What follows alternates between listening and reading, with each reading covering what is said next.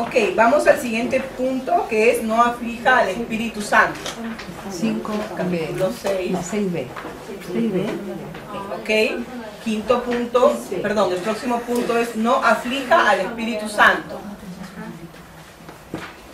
Antes de hablar de afligir al Espíritu Santo, vamos a entender un poquito más quién es esta preciosa persona, la tercera persona de la Trinidad, que vive en nosotros, ¿no? El gran misterio de la Trinidad.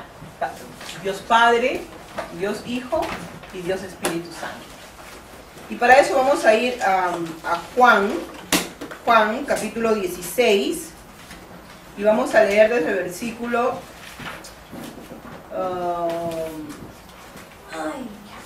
5.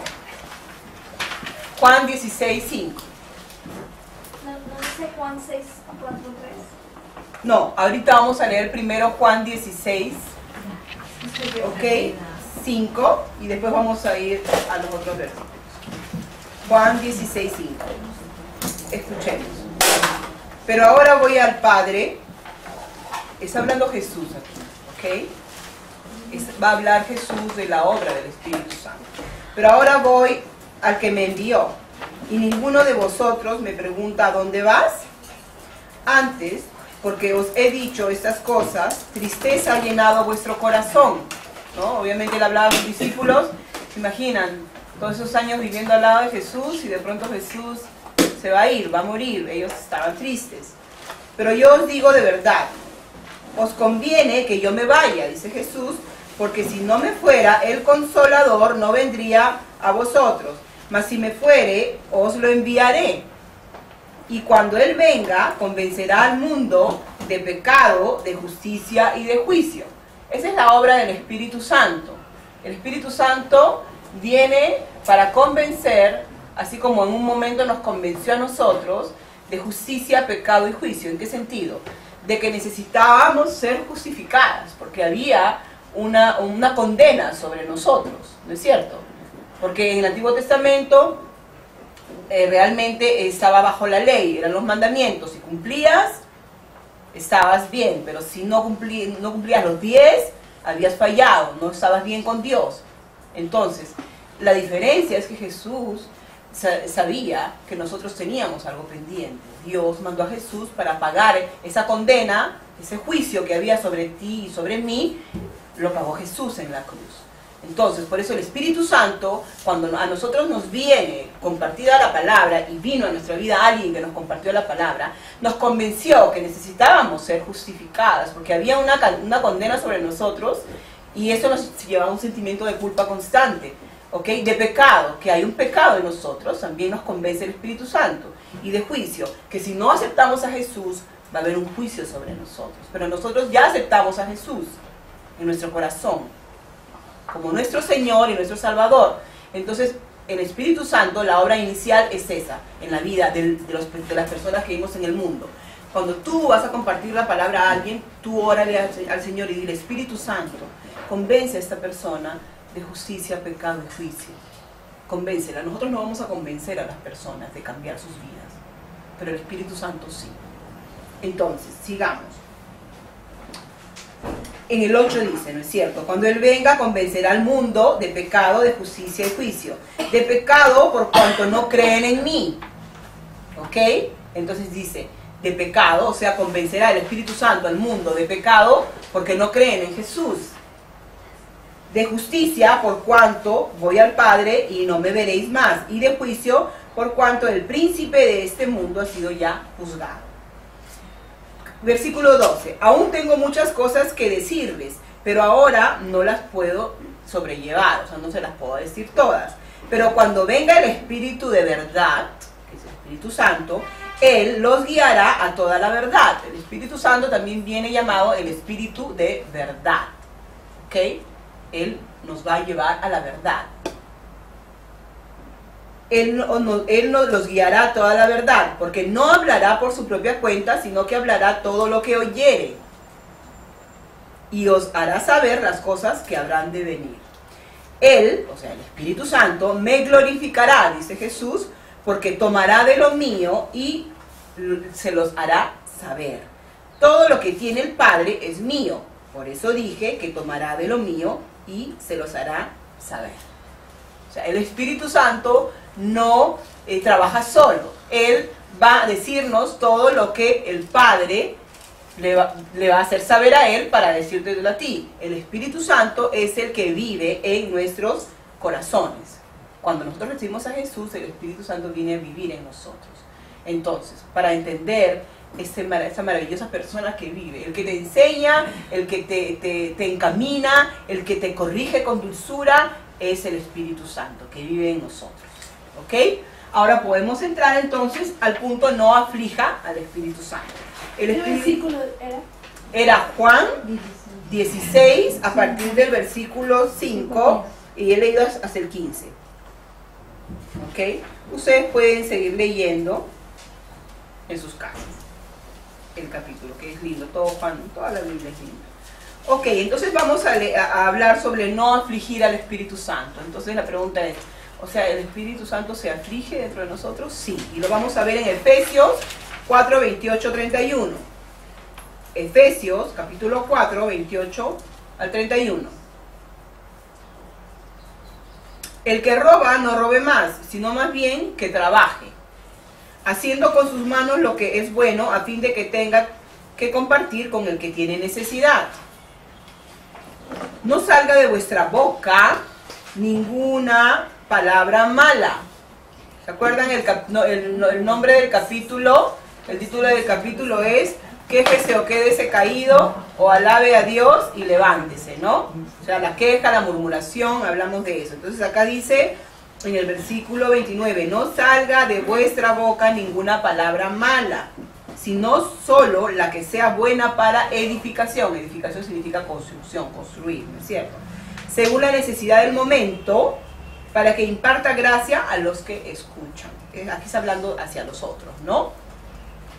Y no, el versículo principal acá, 30, y no entristezcan al Espíritu Santo de Dios. No entristezcan al Espíritu Santo de Dios, por el cual fuisteis sellados para el día de la redención. En el 31 dice, sea quitada de vosotros toda amargura, enojo, ira, gritos, maledicencia, así como toda malicia. Y pueden seguir leyendo, ¿ok? Entonces, aquí está hablando de la nueva vida de un cristiano, ¿no? Que tenemos que ir dejando ciertas cosas. Y lo principal es que nosotros podemos entristecer al Espíritu Santo que vive en nosotros. Él se pone triste, ¿no? Me da que pensar cómo a veces nosotros no nos damos cuenta que sentimientos que hay en nuestra vida son sentimientos que Dios ha puesto en nuestra vida, ¿no? Por ejemplo, el Espíritu Santo, que no es un ser material, se entristece. Acá lo dice. Entonces, esos versículos hablan, como decíamos, de nuestra nueva vida en Cristo. Al final dice que dejemos toda amargura, ¿no? Importante, porque cuánta amargura a veces hay en nuestros corazones por cosas que nos han hecho, y etcétera, etcétera, ¿no? Pero no podemos justificarnos, porque la amargura no debe estar en nosotros. Enojo, ira, gritos, ¿no? Vamos mejorando. Entonces, el Espíritu Santo se entristece cuando hablamos palabras que no son constructivas, no solamente hacia los demás, sino hacia nosotros mismos también, ¿no? Se entristece cuando hay quejas de parte de nosotros, y murmuración, que habríamos hablado la semana pasada, que era el chisme, ¿no es cierto? Hablar mal de otras personas cuando están ausentes. Tú puedes hacer un comentario o hablar algo de una persona, decírselo a ella misma. Si hay algo que no te agrada de una persona, lo mejor es en amor decírselo, ¿no? No comentar a la amiga al lado, oye, qué mal habla ella, qué horrible, mira lo que hace. Y nosotros siempre podemos ayudarnos mutuamente, ¿no? Y diciendo, ¿sabes qué? Mejor no hay que hablar porque vamos a caer las dos acá en este error.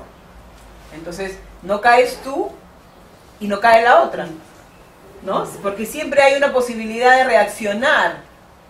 Entonces, por ejemplo, si yo estoy con Lourdes y yo le voy a decir, Lourdes, mira, y Lourdes me puede decir, Marisabel, mejor no hay que hablar porque vamos a caer las dos en este error. Entonces, ella se va a ayudar a ella misma y me está ayudando a mí. Y las dos no vamos a caer.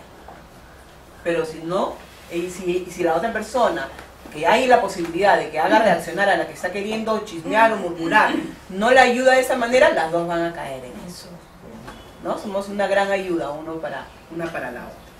El Espíritu Santo trae convicción a nuestra vida de lo que está errado. Él trae convicción.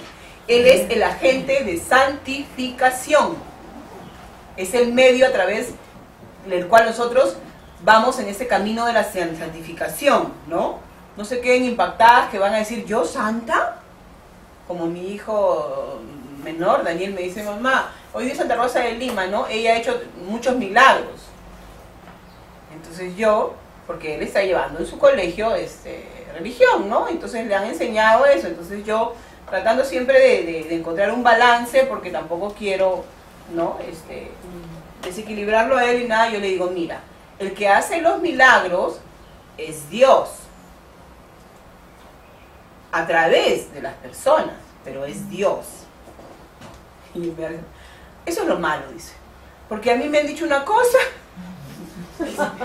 Un chiste, lo mío, eso es lo malo, pues, porque a mí me dicen una cosa y después tú me estás diciendo otra. No, lo que pasa es que yo te estoy explicando que ningún ser humano hace milagros. Dios hace un milagro. Y lo hace, obviamente, a través de nosotros, porque nosotros somos el instrumento que Dios puede usar. Pero Él es el que hace el milagro. Entonces, no nos asustemos cuando escuchamos, uy, la Biblia dice que yo soy santa. Sí. Sí, es verdad. Porque santo no tiene el concepto que nosotros hemos aprendido. Santo no es aquel que hace milagros.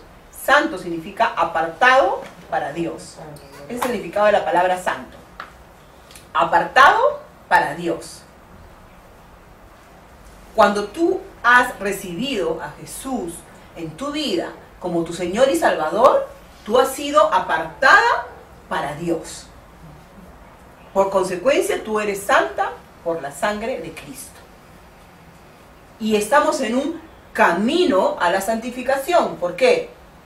Porque vamos mejorando, dejando cosas erradas en nuestra vida, dejándolas y tomando una nueva vida siempre más parecida a Jesucristo.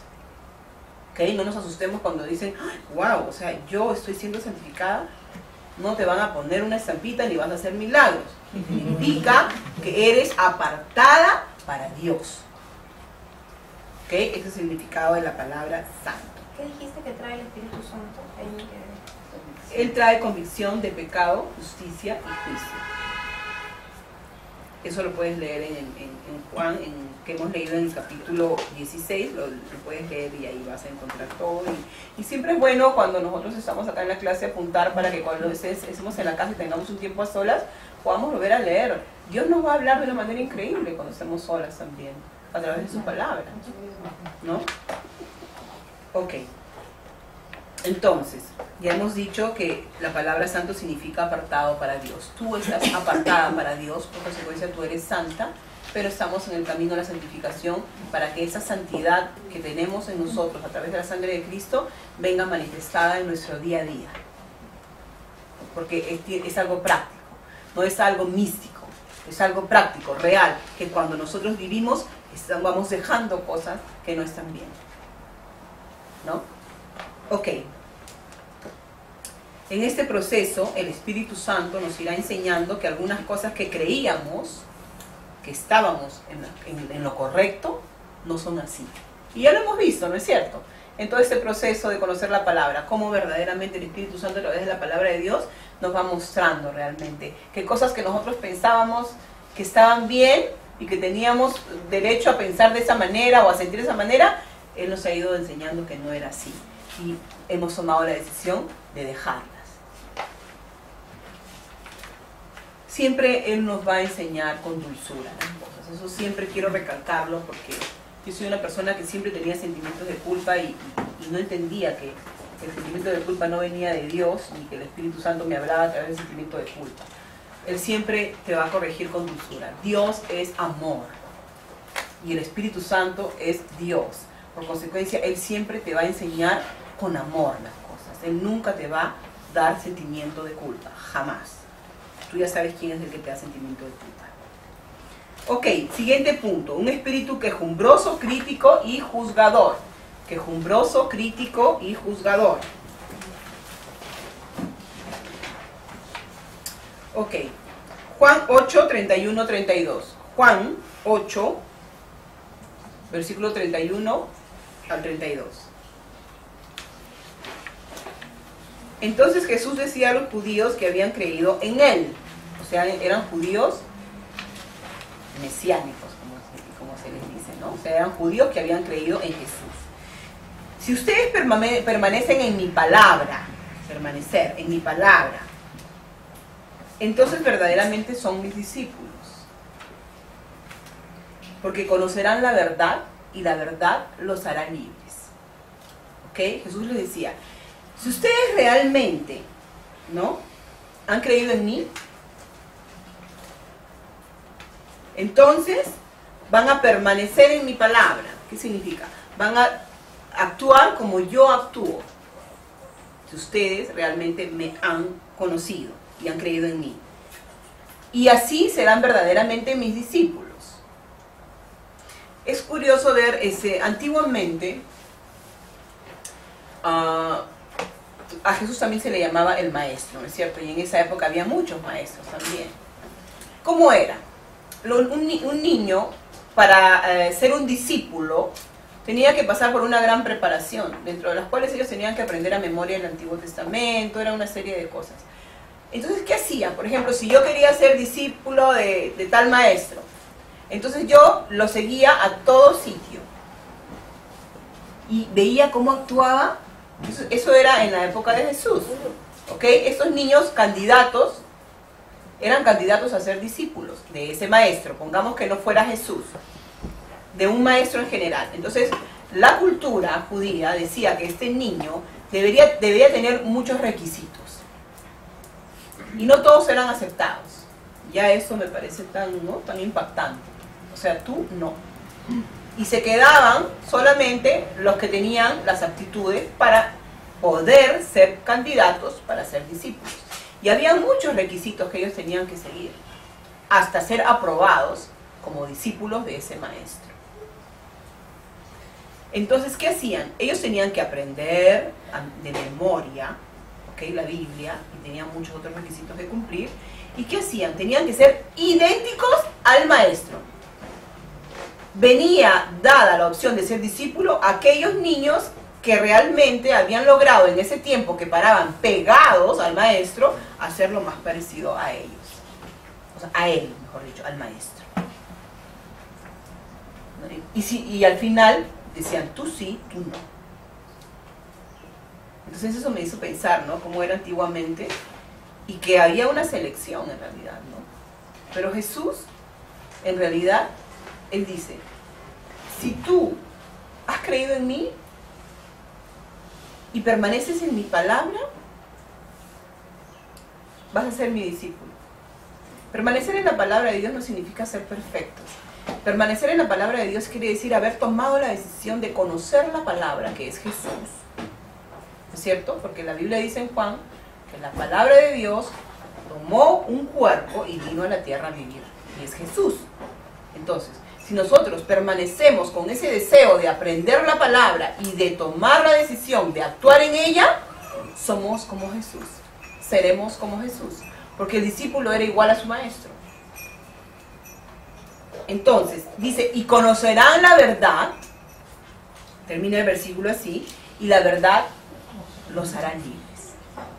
Y acá cuando habla conocerán la verdad, ¿qué decía en Juan? El Espíritu de verdad. El Espíritu Santo es el Espíritu de verdad también llamado. Entonces, el Espíritu Santo nos enseña la verdad. Hay cosas que nosotros creíamos que eran verdad y eran mentira. Y el Espíritu Santo, a través de la palabra de Dios, nos enseña la verdad. No solamente en cuestión de la palabra de Dios con respecto a ciertas cosas, específicamente que hablan de religión.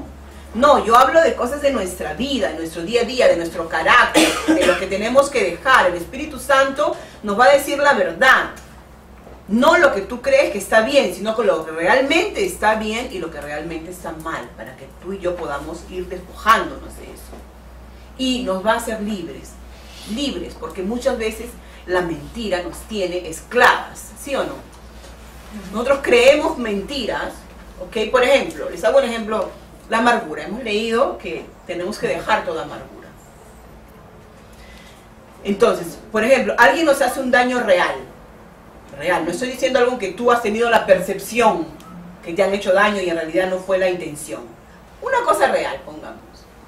Entonces, la mentira que viene a tu vida es, como me ha hecho daño, yo tengo el derecho de estar con amargura. No hay manera, pues, Marisabel, o sea, es una mentira, porque la amargura daña tu vida. Sin embargo, el enemigo te está dando una base de engaño, porque hemos leído en algunos capítulos anteriores que él es el padre de la mentira, para que tú afiances eso y tú sigas con la amargura en tu corazón y tú te enfermes. Enfermes tu alma y enfermes tu cuerpo. Entonces el Espíritu Santo es el que viene y te dice, no, hijita, esa amargura no es buena en tu vida, tienes que dejarla. Y te muestra la verdad y anula la mentira. Es un ejemplo real de lo que puede pasar en nuestra vida. Entonces, como nosotros sabemos, para cambiar alguna actitud de nuestro carácter, primero debemos admitir que esa actitud está equivocada. Si no, nunca vamos a poder cambiarla, ¿no es cierto? Porque nos vamos a afianzar, como decíamos el ejemplo hace un minuto, ¿no? Voy a encontrar una base en la cual seguir con mi amargura o seguir con mi falta de perdón. Si yo no reconozco, no voy a cambiar. Si yo busco siempre una justificación a un sentimiento que no es bueno en mi vida, no voy a poder cambiar. Por ejemplo, hemos escuchado frases como, ay, pero si tú hubieras sido tratada, Marisabel, como yo he sido tratada, tú también estuvieras con amargura en tu corazón. Tú no sabes lo que es eso. ¿No? Probablemente sí, lo sé, porque a mí también me han podido herir. Probablemente no lo sé. Pero las excusas te hacen permanecer en la mentira. Tú no sabes lo que significa vivir con ese hombre, o tú no sabes lo que significa vivir con mi suegra, ¿no? Bueno, no lo sé, pero lo que sí sé es que la palabra de Dios dice que eso contamina tu vida y que tú tienes que cuidar tu propia vida. Las excusas de cualquier tipo nos estancan en un mismo lugar y nunca nos permitirán avanzar, nunca. Entonces dejemos toda excusa. Por más que tu vida sea muy difícil, que te hayan hecho el daño que te hayan hecho, no te disculpes para permanecer con ese sentimiento que no debe estar en tu corazón. Acuérdense del versículo que hemos leído tantas veces. Sobre toda cosa que cuidas, cuida tu corazón porque de él fluye la vida, ¿no?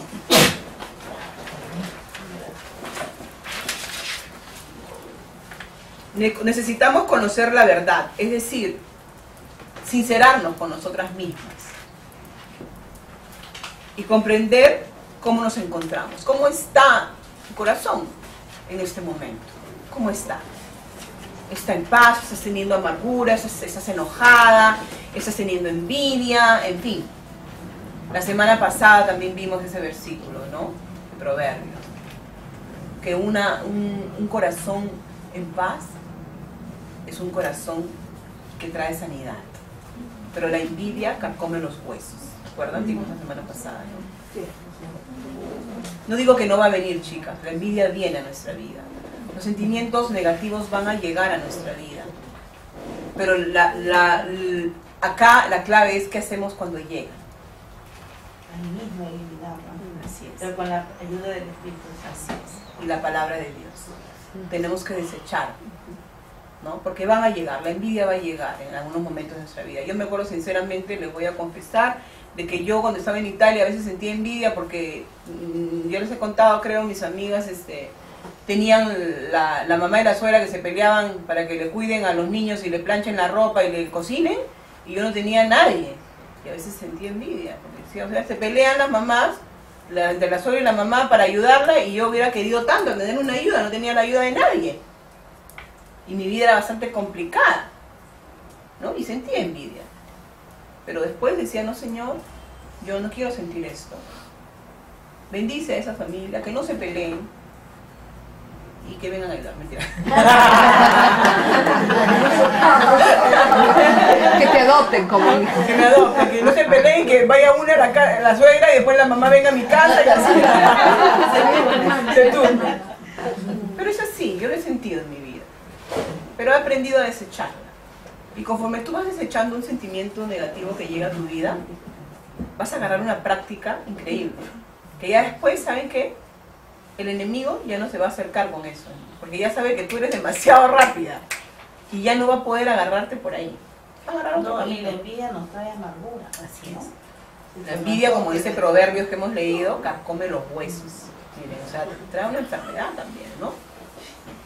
¿Cómo le desechamos? ¿Con oración? Claro, o sea, por ejemplo, yo cuando venía a mi vida, yo decía, Señor, yo renuncio a ese sentimiento, y echo fuera toda envidia en mi vida. Es más, yo agradezco por esa mujeres que quieren ayudar a sus hijas. Ayúdala, Señor, qué precioso que tenga esta ayuda.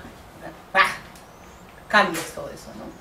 Pero tienes que hablarlo. Estamos hablando de esta boca mía, el poder que tienen las palabras.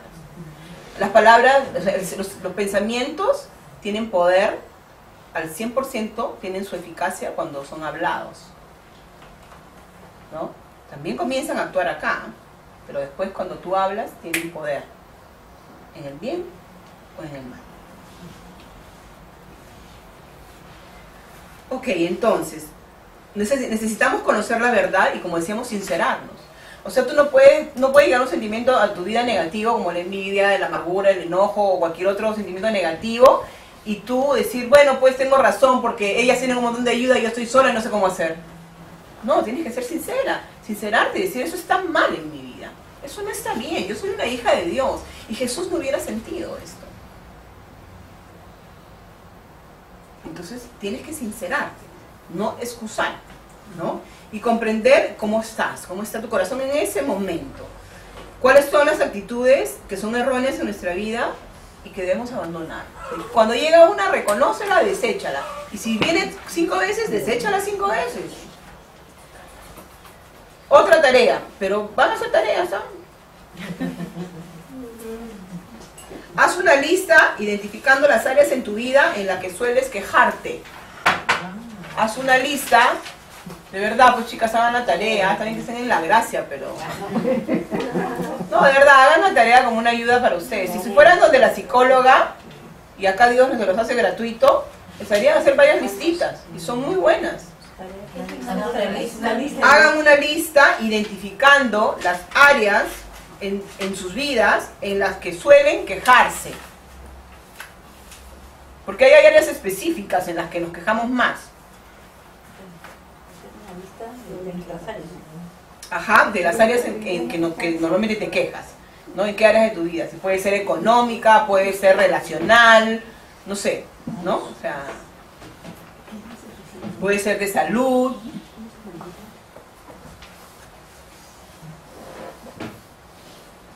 ¿Que veo una tarea? Háganla. Tienen varias tareas, ¿ah? No se queja de la tarea, pues no la hago. No aplica para esa tarea. Ok. Hasta cuando no notemos lo bendecidas que somos, con lo que realmente tenemos, no cesaremos de quejarnos por lo que nos falta. Tenemos que llegar a un punto, chicas, de madurar, de que nosotros en un día hablemos más de lo que tenemos y cada vez menos de lo que no tenemos. Más de lo que agradecemos a Dios y menos de lo que estamos, ay, pero eso sigue igual, ¿no? Y vamos a hablar también de ese tema. Yo lo viví con respecto a mi matrimonio, siempre me quejaba, es verdad, confieso, de cómo era mi esposo, de su frialdad, ¿no? De lo que yo carecía, pues. Y eso realmente no me traía nada bueno. Pero un día, por la gracia de Dios, cuando le supliqué a Dios que lo cambie, ya suplicar, no oré, supliqué. Es diferente, ¿no? La oración, la súplica ya es desesperación, porque basta, ya no puedo más con esta actitud, ¿no? Y Dios me respondió, y no es místico, sino es real en mi corazón, en mi mente. Él me dijo, a ti te voy a cambiar, hija. Por uno misma tiene que empezar. Así me dijo, claramente. Yo le supliqué porque sufría mucho de su frialdad, de su poca afectividad, y realmente le supliqué, y dije, Dios, ya no puedo más, yo no puedo estar así, yo necesito cariño. Y él me dijo claramente, a ti te voy a cambiar, hijita. Y yo lo acepté. Ok, Señor, dije. Y realmente mis ojos comenzaron a ver todo lo bueno que mi esposo tenía. Y comencé a tratar de ver eso como muestras de cariño.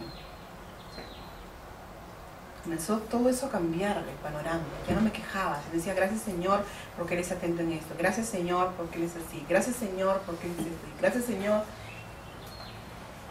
Y realmente, yo les he dicho ya esto, pasó tiempo en el cual yo siempre comencé a tener una actitud diferente por la gracia de Dios. Y ahora mi esposo es cariñoso. En el momento en que yo me desenfoqué de que él cambiara, y me enfoqué en mi cambio, y comencé a no quejarme, sino comencé a agradecer a Dios de las cosas buenas y lindas que tenía él. Después de un tiempo, ya yo no estaba enfocada en que él cambiara, él comenzó a cambiar. Que yo me comencé a sorprender. Me escribía y me decía, mi amor, y yo, ¿será él? No, el Señor Jesús. El Señor Jesús lo había transformado.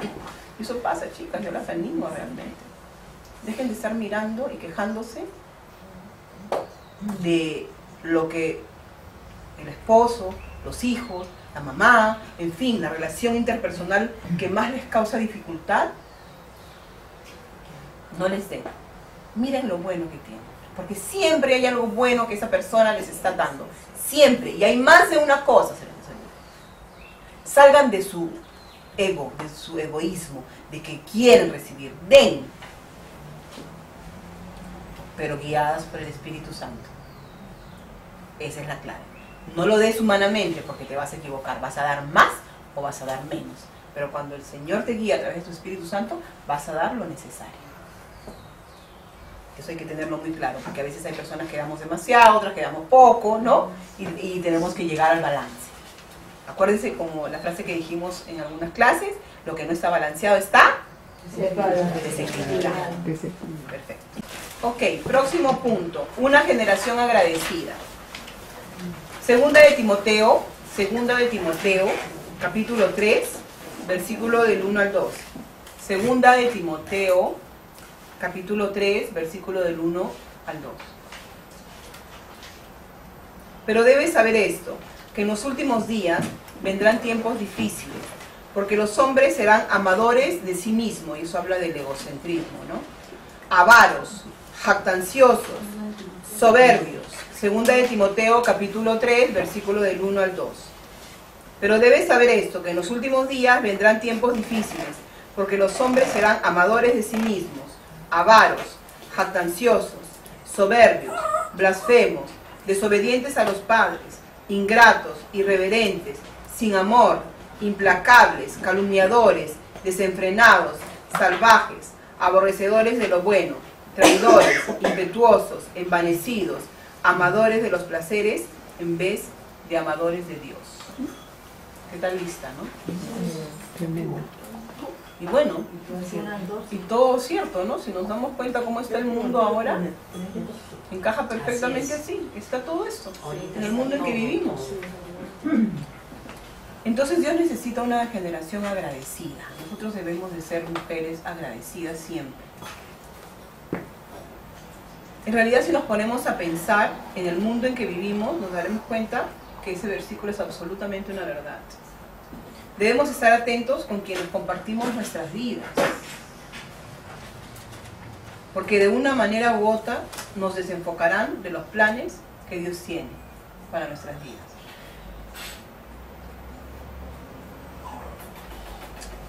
Y sin darnos cuenta, nuestro enfoque va a ser afectado, porque nosotros somos influenciados por lo que vemos, escuchamos.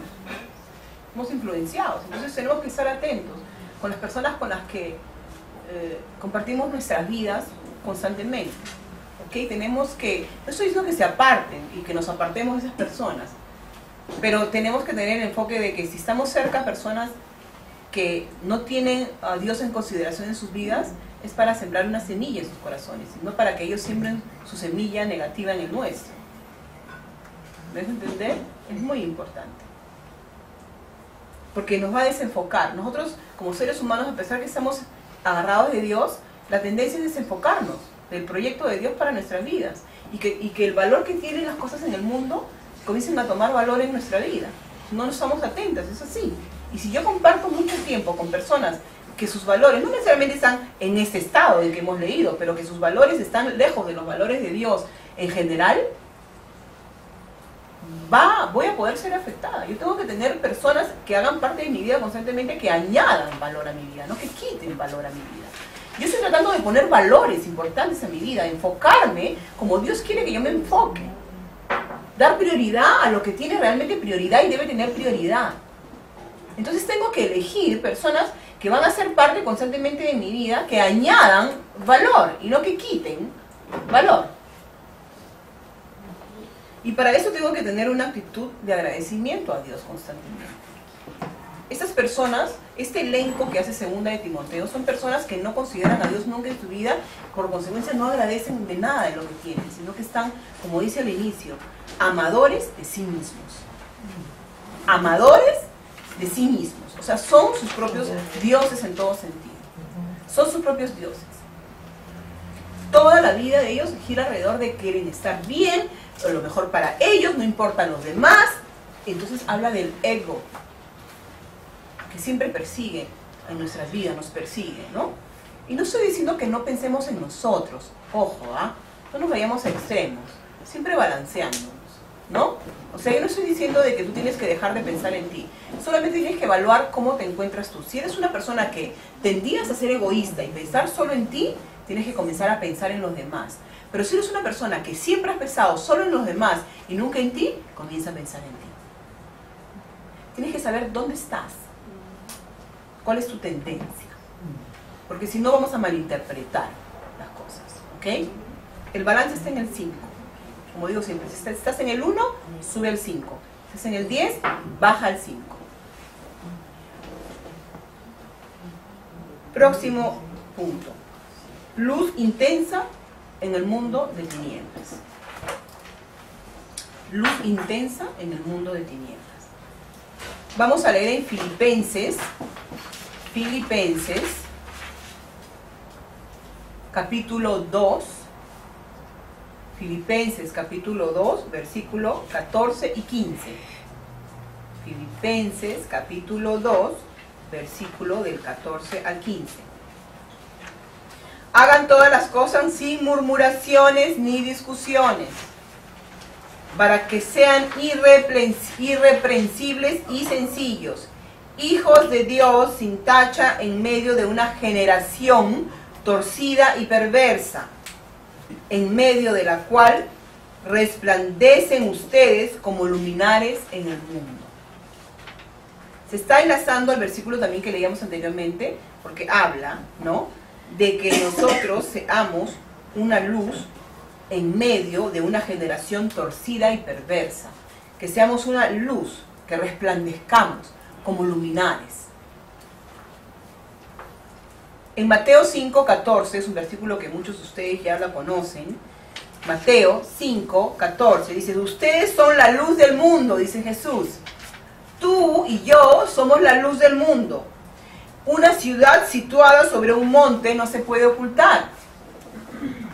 ¿Ok? No puedes ocultar la luz que hay en tu vida.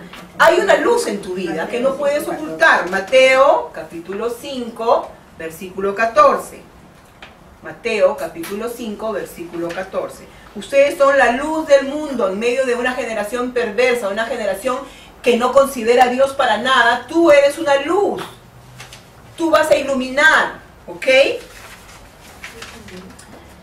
Y dice también en ese versículo, En el versículo 15, también vamos a leer el 14 y el 15. No se enciende una lámpara y se pone debajo de un almud, sino sobre el candelero y alumbra a todos los que están en la casa. O sea, una lámpara no la vas a poner abajo de una mesa, ¿no es cierto? Si no, no va a alumbrar, tienes que ponerla encima. Entonces, tiene que estar encima como prioridad en tu vida, alumbrar, iluminar la vida de las personas que están en tinieblas.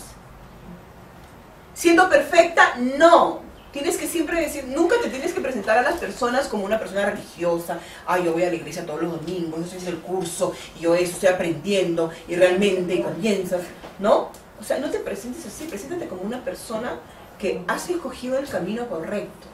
Has escogido el camino de caminar con Dios día a día en tu vida, aprendiendo a través de su palabra cómo es que debes de caminar.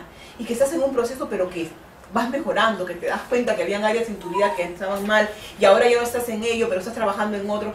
Demuéstrate a las personas como una persona real, no una persona religiosa, una persona mística, una persona que... No, tu vida es una Biblia abierta. Tú eres luz. Dale esperanza a estas personas.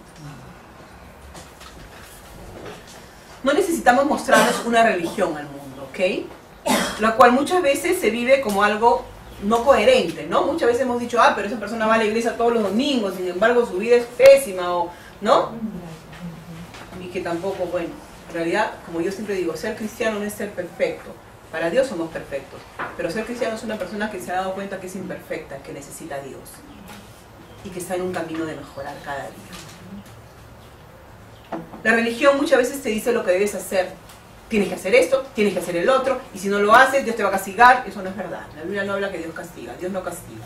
Eso era en el Antiguo Testamento. Ahora lo que puedes tener en la vida son consecuencias de tus acciones, pero son consecuencias a lo que hemos decidido hacer. Y Dios no interviene, no tiene nada que ver en eso. O sea, sí interviene realmente, me he equivocado. ¿Cómo? Ayudándote a superar las consecuencias de tus acciones no buenas. Él sí interviene con un gran amor.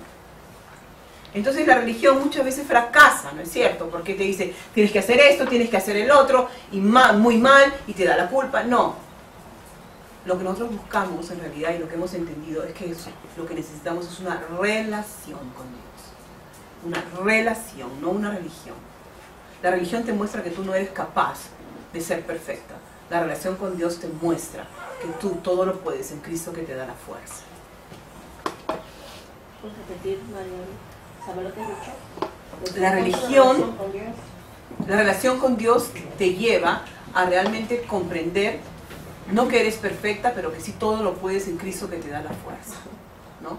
Y un cristiano no es una persona perfecta, es una persona que está en un proceso, pero es una persona que sí se ha dado cuenta que es imperfecta y que necesita a Cristo en su vida.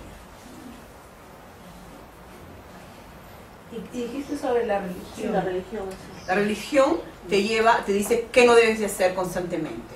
No hagas esto, no hagas el otro, pero te deja simplemente así, no te da un recurso en el cual tú te des cuenta que realmente tú tienes la ayuda de Dios. Está bien, ok, yo sé que tengo que hacer esto mejor, pero no me pueden dejar solamente así. ¿No es cierto? Es como que me dijeran, Marisabel, tú estás mal en eso, en eso, en eso y en eso. Y yo, ok, ¿y qué hago ahora? ¿Cómo hago para cambiar todo esto? La relación con Dios te dice, hijita, no está bien esto, esto y esto, pero yo soy contigo, no te voy a dejar, no te voy a abandonar, vamos a caminar de la mano, poco a poco vas a ir siendo transformada. Eso es lo que te habla una relación con Dios.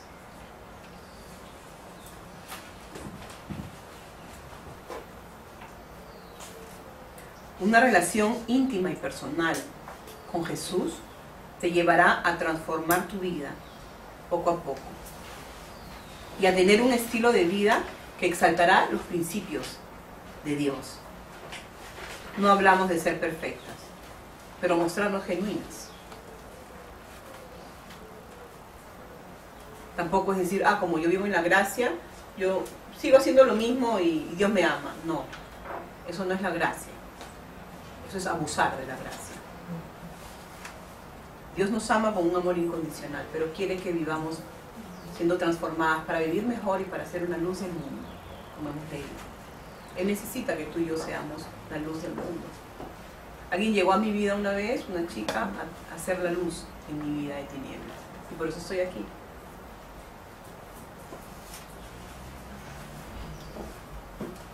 Mostrarnos genuinas. Que las personas puedan ver que somos una luz, esperanza para ellas. Y sobre todo que somos las primeras que estamos en un proceso. Por lo tanto, no juzgamos a aquellos que fallan, ya que nosotras también fallamos. Próximo punto, un reto diario.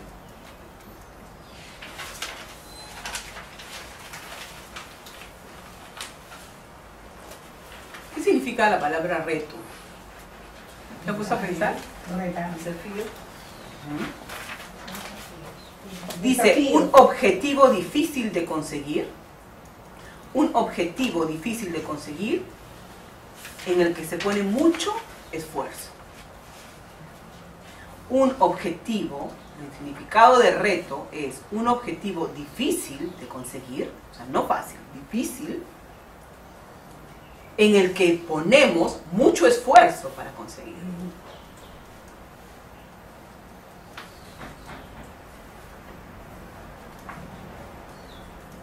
Entonces eso significa que es necesario que nosotros decidamos poner nuestro máximo esfuerzo. Pero me encanta porque dice objetivo. Un objetivo, ¿no? O sea, primero tienes que tener el objetivo. ¿Dónde quieres llegar? Es un objetivo difícil en el cual necesitamos poner mucho esfuerzo. Nuestro objetivo es ser como Jesús.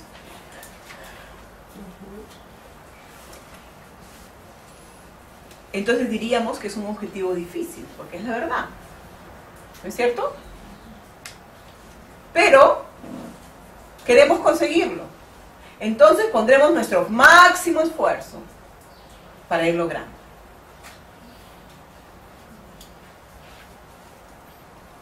Para eso, ¿qué cosa necesitamos? Una parte que está en nuestra alma y que es determinante, que es nuestra voluntad. Perfecto, nuestra voluntad.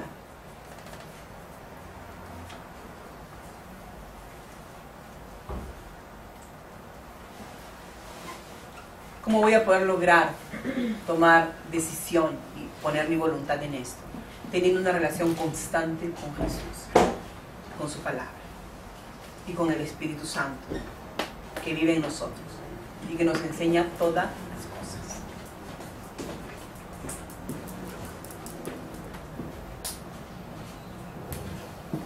No lo vamos a lograr solas, chicas. Puedes tener el objetivo de ser como Jesús o ser una mejor persona, pero si no tienes la ayuda del Espíritu Santo y no estás pegada a la palabra, no lo vamos a lograr. Como dice Jesús, separados de mí, nada pueden hacer. Entonces lo contrario sería, pero pegados a mí, todo lo pueden. Eso está en Juan cuando habla de la vid, ¿no? Y los pámpanos. Próximo punto, quejándose por anticipado. Ay, ay, ay. Quejándose por anticipado. A veces eso pasa en nuestra vida, nos quejamos antes de que las cosas sucedan, ¿no? Uy, ese tráfico está terrible. Este tráfico no va a pasar, todo el día va a estar así. Todo el día va a estar bloqueado. ¿No? Seguro que son las 7 de la mañana, pero seguro que a las 8 de la noche también va a estar así. ¿Qué tal? ¿Ah? Quejándome por anticipado. A todos nos ha pasado que nos quejamos antes de que las cosas sucedan, ¿sí o no? Tenemos que cambiar eso, vamos a ir cambiándolo. Aún no lo hemos vivido y ya estamos pensando y hablando de lo que sucederá en sentido negativo.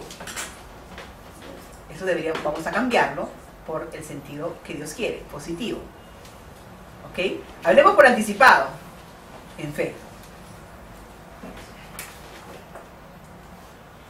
Ahí la autora de este libro estaba leyendo y ella cuenta, ¿no? Que dice que su hijo había comprado una casa pero no se la entregaban todavía y bueno, el hijo y la esposa iban a vivir con ellos, con ella y su esposo, ¿no? O sea, con los padres de él. Y ella comenzó a quejarse y comenzó a decir, uy, ahora van a vivir con nosotros, seguro que esa convivencia va a ser terrible y cuando usaré el baño yo también voy a querer entrar y vamos a discutir por eso y comenzó. Todavía no se había ido a vivir el hijo con ella. Y ya se había quejado, ya había hecho su panorama, ¿no? Muchas veces, ¿cómo hemos hecho nosotros esto? Ya hemos determinado cómo va a ser nuestro futuro, ¿ah? Sin aún vivirlo, pero en modo negativo. Entonces ahora vamos a determinar nuestro futuro como Dios quiere, hablando en fe según lo que Él tiene. Como dice Jeremías, yo tengo planes de bien y no de mal para ti, para darte un futuro y una esperanza. ¿Ok? Y después se da cuenta que cuando su hijo fue a vivir con ella, todo fue perfecto. Tuvieron una linda convivencia y compartieron cosas lindas, porque ya su hijo había estado casado, entonces ya hace tiempo que no vivía con ella, y pudieron compartir momentos lindos. Increíble, ¿no? Pero ella ya se había quejado anticipadamente, cosas que no iban a suceder. Y en realidad lo que tenemos que hacer cuando viene una preocupación de algo, que es hacer lo que dice Filipenses 4, 6 y 7, ¿no? ¿Se acuerdan que hemos visto ese versículo? Por nada estéis ansiosos, no estén ansiosos por nada, sino oren por todo, con acción de gracias y súplica.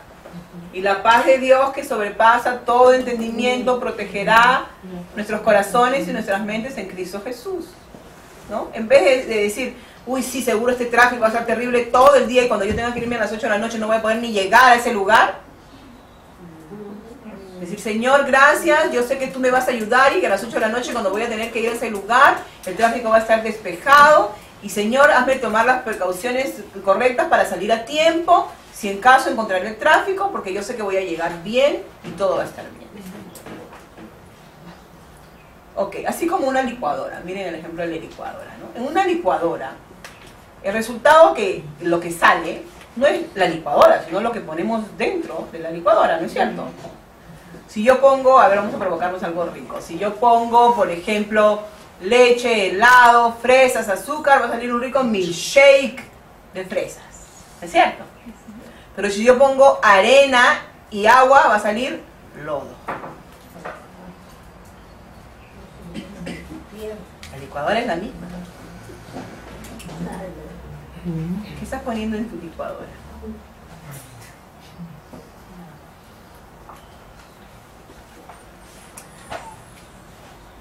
Así también ocurre en nuestra mente y nuestra boca. Lo que ponemos en ellas determina el resultado, sea para bien o para mal.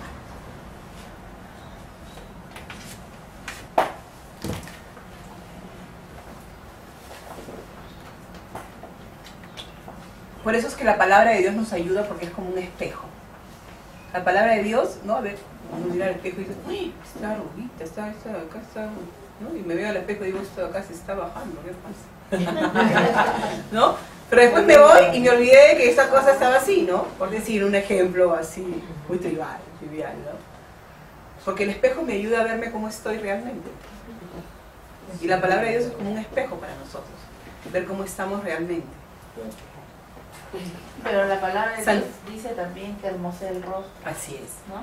Pero ahora estamos hablando por el tema de que qué cosa es lo que nosotros vamos a ver en nosotros, y vamos a verlo en Santiago 1:22. Santiago, y vamos a ver que la palabra es una ayuda para nosotros y habla del espejo, cómo nos vemos nosotros. Santiago capítulo 1, versículo 22 al 25.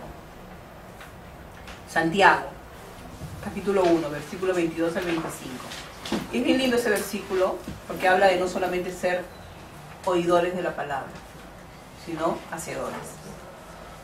Leamos, Santiago 1, versículo del 22 al 25. Sed hacedores de la palabra y no solamente oidores, que se engañan a sí mismos. Mira. O sea, dice que una persona que solo oye la palabra y no la hace, se engaña a sí mismo. Así es este versículo. Si yo escucho la palabra de Dios y no la actúo en ella, me estoy engañando a mí misma. Eso es lo que dice acá. Sed hacedores de la palabra y no solamente oidores, que se engañan a sí mismos. Porque si alguno es oidor de la palabra y no hacedor, es semejante a un hombre que mira su rostro natural en un espejo. Pues después de mirarse a sí mismo, o sea, es como que yo estoy escuchando la palabra. Ahorita la estoy escuchando y está evidenciando cosas en mí, ¿sí o no? Comienzo a trabajar y comienzo a pensar, uy, ¿verdad? Lo que está compartiendo Marisabel en esa área de mi vida. Y comienzas a ver cosas que no habías visto. Pero ¿qué pasa? Después te olvidas y ya no actúas en ella. Entonces, por eso dice acá, es como quien mira su rostro natural en un espejo. Después de mirarse a sí mismo e irse, inmediatamente se olvida de qué clase de persona era. ¿No? Entonces, por eso nosotros tenemos que tener ese objetivo de ser hacedoras, no solamente oidoras. El oír es la primera base, ¿no? Oír, porque si no oigo la palabra, tampoco voy a darme cuenta de lo que no está bien en mi vida. Pero si se queda ahí nomás, no va a tener ningún efecto real. Yo tengo que actuar para que eso haga y dé su fruto en mi vida.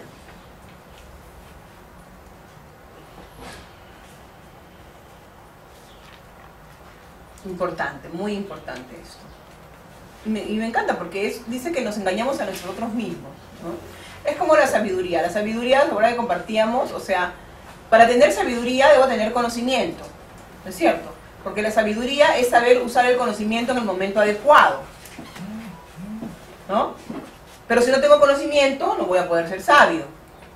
Igual manera, si no escucho la palabra, no voy a poder actuar en la palabra.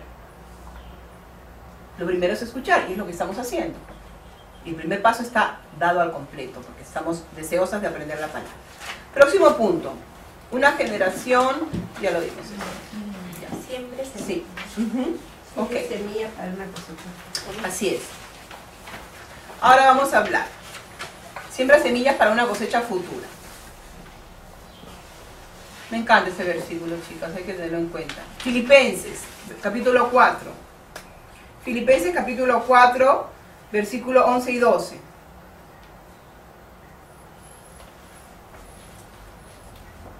Capítulo 4, perdón.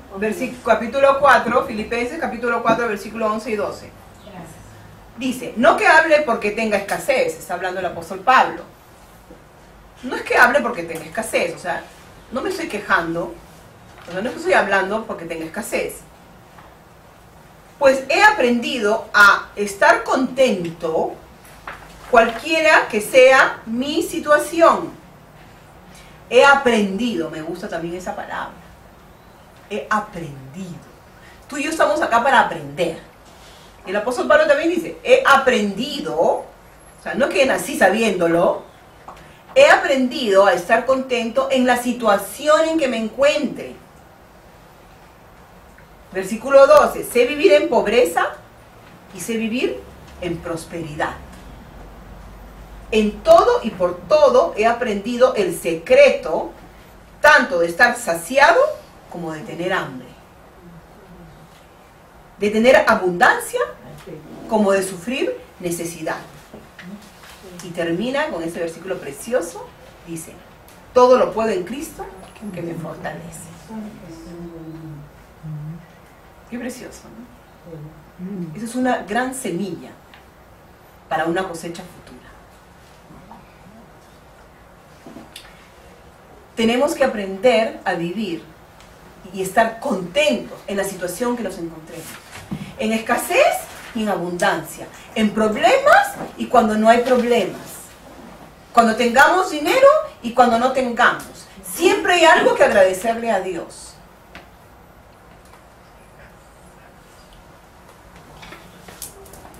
Como vemos, Pablo no se quejaba de su situación, pues él había aprendido a vivir y estar bien en todo tiempo, sembrando semillas en su vida para poder enfrentar cualquier situación futura, sabiendo que su fuerza para enfrentar todo venía de Cristo, porque él dice después, todo lo puedo en Cristo que me fortalece.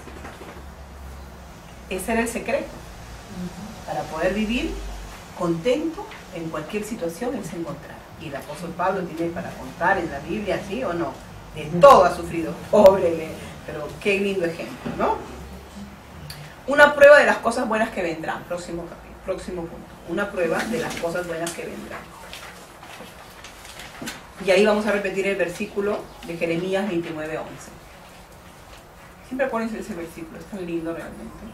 Jeremías 29:11.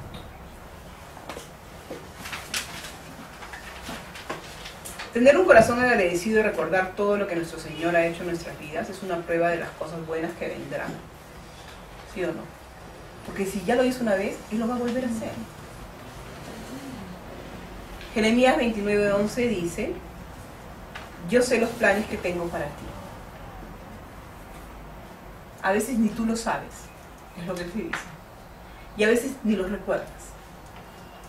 Pero él te dice, yo sé los planes que tengo para ti. Planes de bien y no de mal, para darte un futuro y una esperanza. Aun cuando tú te olvides de los planes que tú crees que Dios tiene para ti, Él no, Él lo sabe perfectamente.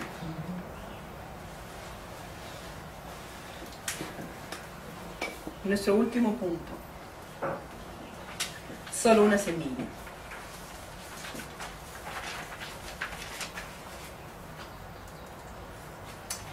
Una semilla es algo pequeñito, ¿sí o no? Pero de esa viene un gran árbol. Pero el árbol enorme no nació así, vino de una pequeña semilla. Entonces estamos hablando de las semillas en tu vida, para tu futuro. Si tú estás esperando algo de Dios, si le has pedido algo a Dios, que aún no se está cumpliendo como tú estás esperando, mira la semilla. Va a venir un gran árbol. No creas que todo está perdido. Mira la semilla. Ahí está. Y no la menosprecies. Porque cuando nosotros nos quejamos de algo que estamos pidiendo a Dios y no sucede, es como menospreciar esa semilla. La semilla está ahí, va a dar su fruto. Da fruto a su tiempo. A su tiempo. Una pequeña semilla se vuelve un árbol grande y frondoso, ¿no es cierto? Y cuando pases momentos en los cuales has pedido algo a Dios y no se está dando, mira la semilla, enfócate en esa semilla que ahí está. Porque en esa situación que estás pasando, Dios te está respondiendo y hay una semilla. Quizás no está completa, no está todavía el árbol, pero está la semilla. Mírala y dile al Señor, Señor, aunque solo es algo pequeño, lo que está ocurriendo, y estoy realmente viendo esa semilla, Señor, y te agradezco, Padre. Gracias por darme esperanza. Porque viendo esta semilla, yo puedo tener la esperanza que lo que estoy esperando que se cumpla, se va a dar. Porque la semilla va a dar su fruto, Señor. Gracias porque esa esperanza me da algo a qué aferrarme. Mateo 17:20 habla de la semilla. Mateo 17:20. Y dice, si tuvieras fe como un granito de mostaza, le dirías a ese monte, quítate, muévete de ahí y échate en el mar. Y el monte te obedecería. Fe como un granito de mostaza. La semilla de la mostaza es la semilla más pequeña que existe. Pero el árbol es uno de los árboles más grandes que hay. Entonces Dios quiere que tú mires tu semilla. ¿Tú estás pidiéndole algo a Dios? No se ha cumplido todavía, pero sí está la semilla y tú la puedes ver. Por ejemplo, yo le pido a Dios que mis hijos tengan un encuentro profundo con Él. Y a veces aparentemente no está, pero trato de ver, Señor, ahí está la semilla. Y en pequeñas cositas que se dan en la vida de mis hijos, digo, ahí está la semilla, Señor. Ahí está la semilla, Señor. Y va a dar fruto, y va a crecer el árbol. Necesitamos ver la semilla. Y ver la semilla significa tener un corazón agradecido. Necesitamos tener corazones agradecidos, porque eso nos hace ver un panorama y un enfoque completamente diferente y nos da realmente esperanza en nuestras vidas. Y la esperanza es el ancla del alma. Mantiene nuestra alma firme, creyendo que realmente lo que hemos pedido, conforme a la voluntad de Dios, va a llegar a nuestras vidas en el tiempo definido por el Señor. No nos olvidemos que entre el pedir y esto se dé, hay un intermedio. Y Dios quiere trabajar en tu vida y en la mía, en ese intermedio, para perfeccionarte y santificarte. Que Dios la bendiga.